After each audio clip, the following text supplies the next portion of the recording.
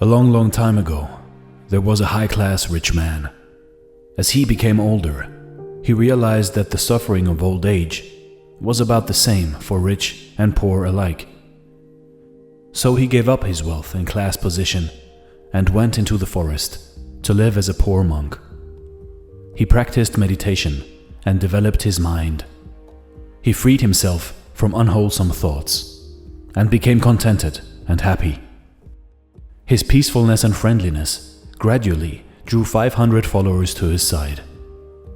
At that time, long ago, most monks usually looked pretty serious. But there was one monk who, even though he was quite dignified, always wore at least a little smile on his face. No matter what happened, he never lost this glimmer of inner happiness. And on happy occasions, he had the broadest smile and the warmest laughter of all. Sometimes monks, as well as others, would ask him why he was so happy that he always wore a smile. He chuckled and said, "If I told you, you wouldn't believe me. And if you thought I spoke a lie, it would be a dishonor to my master." The wise old master knew the source of the happiness that could not be wiped from his face. And so he made this happiest monk his #1 assistant. One year, after the rainy season, the old monk and his 500 followers went to the city. The king permitted them to live in his pleasure garden for the springtime. This king was a good man who took his responsibilities as a ruler seriously. He tried to protect the people from danger and increase their prosperity and welfare. He always had to worry about neighboring kings, some of whom were unfriendly and threatening. He often had to make peace between his own rival ministers of state. Sometimes his wives fought for his attention and for the advancement of their sons. Occasionally, a dissatisfied subject even threatened the life of the king himself. And of course, he had to worry constantly about the finances of the kingdom. In fact, he had so much to worry about that he never had time to be happy. As summer approached, he learned that the monks were preparing to return to the forest.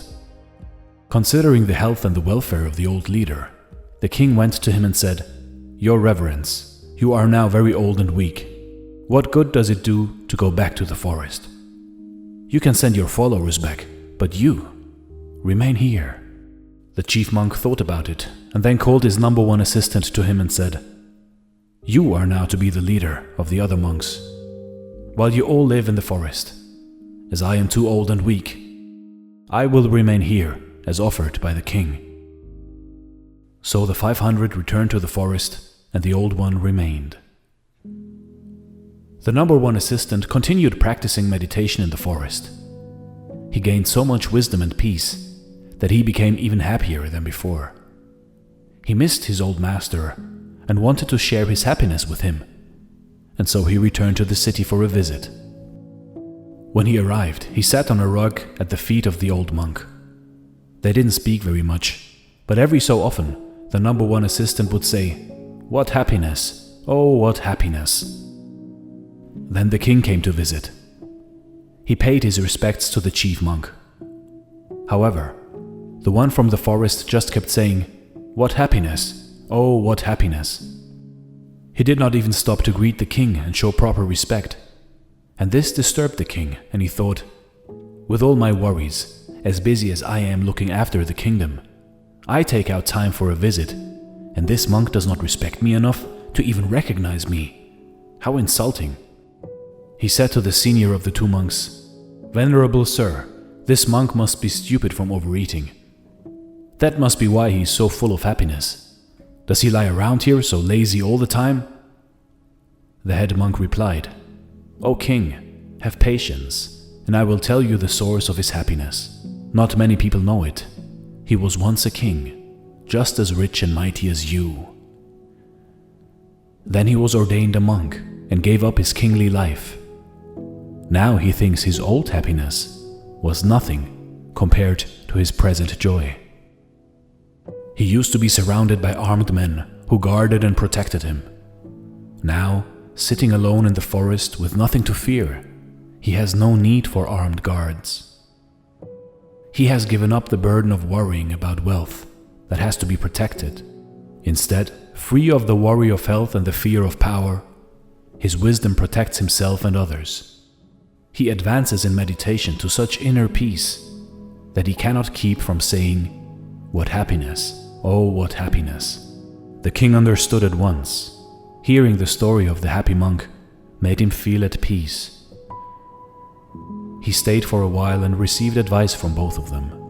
Then he honored them and returned to the palace.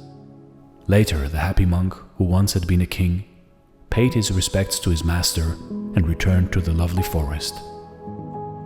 The old chief monk lived out the remainder of his life, died, and was reborn in a high heaven world.